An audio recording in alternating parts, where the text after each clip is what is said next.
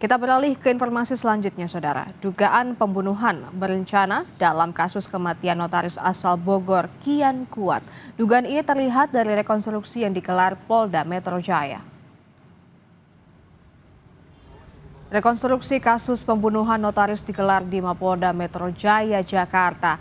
Rekonstruksi diperagakan oleh 3 tersangka sesuai peran masing-masing, mulai dari perencanaan hingga pembunuhan terhadap korban.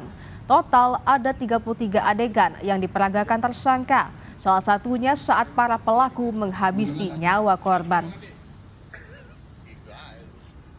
Dan tersangka Herman mengeluarkan tubuh korban menggambarkan rekonstruksi ini adalah awal mula terjadi tindak pidana hingga perencanaan kemudian pembunuhan korban atas nama SA.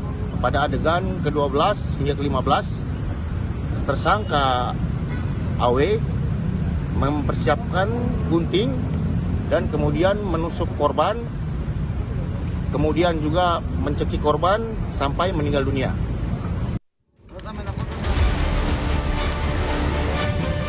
RT dia ngomong soal ngatur. Dari hasil penyidikan kami, jalan-jalan malam itu untuk mengulur waktu, Mbak. Karena si Anda ini sempat mengurungkan niatnya untuk membunuh ibu, Mbak. Tapi dipengaruhi terus sama si Warno. Akhirnya jadi mau, Mbak.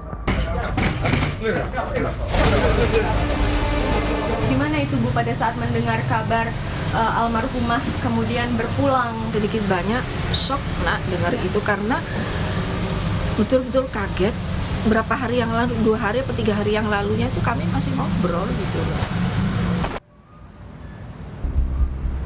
Seorang perempuan 60 tahun berprofesi sebagai notaris menjadi korban pembunuhan berencana. Para pelaku salah satunya merupakan sopir freelance korban membuang jasad sang notaris ke aliran Sungai Citarum. Saudara, mengapa sopir yang telah dikenal korban selama kurang lebih 4 tahun tega menghabisi nyawa korban? Simak penelusuran kami di Gelar Perkara. 3 Juli lalu, sejumlah warga di sekitar Sungai Citarum, Kabupaten Bekasi, Jawa Barat dikejutkan oleh temuan jenazah yang mengambang di air.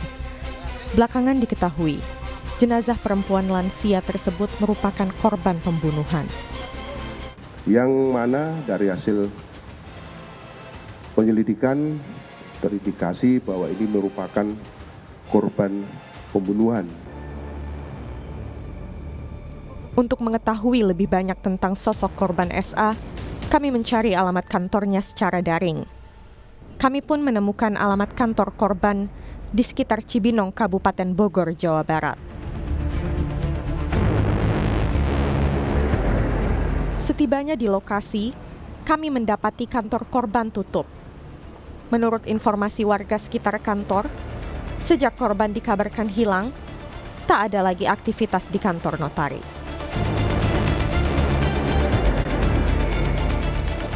Selanjutnya kami menemui tetangga kantor korban, Mary.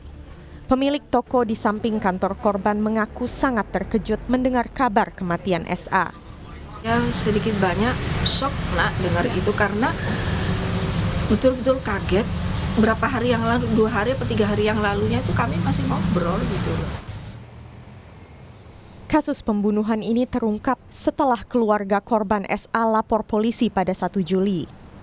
Pembunuhan berawal saat pelaku A alias Warno mengajak AWK alias Anda yang merupakan mantan sopir korban untuk merampas mobil SA. Kriminolog menilai desakan kebutuhan ekonomi dan pengaruh lingkungan pertemanan yang jelek dapat mendorong siapa saja nekat melakukan tindak kejahatan. Ya, jadi saya berpendapat bahwa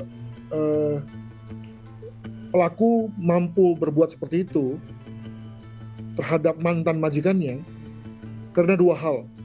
Pertama adalah adanya pertimbangan pragmatis sekali yang kemungkinan dia dihadapi oleh si pelaku. Ya, dengan kata lain misalnya ada kewajiban membayar hutang, kewajiban untuk mengangsur motor misalnya, maka lalu kemudian terpaksa dilakukan satu cara-cara yang betapapun itu melanggar hukum. Kasus pembunuhan notaris di Bogor memperkuat teori bahwa kebanyakan kasus pembunuhan dilakukan orang yang dikenal korban. Psikolog forensik menyebut, ini terjadi lantaran pelaku punya akses untuk berkomunikasi dan berinteraksi dengan korban. Pada kasus pembunuhan, terutama di Indonesia, umumnya memang pelaku itu dikenal oleh korban. Mungkin sekitar 90%, 85-90% pelaku pembunuhan itu dikenal oleh korban dan tentu saja memang punya akses untuk bisa bertemu, berinteraksi, berkomunikasi dengan korban. Saudara, kejahatan bisa dilakukan siapapun, termasuk oleh orang yang telah kita kenal dekat. Belajar dari kasus ini, mari jaga orang-orang terdekat kita. Dampingi dan selalu pantau keberadaan anggota keluarga yang telah berusia lanjut. Jihan Jufri, Bodia Vimala, Kompas TV, sampai jumpa.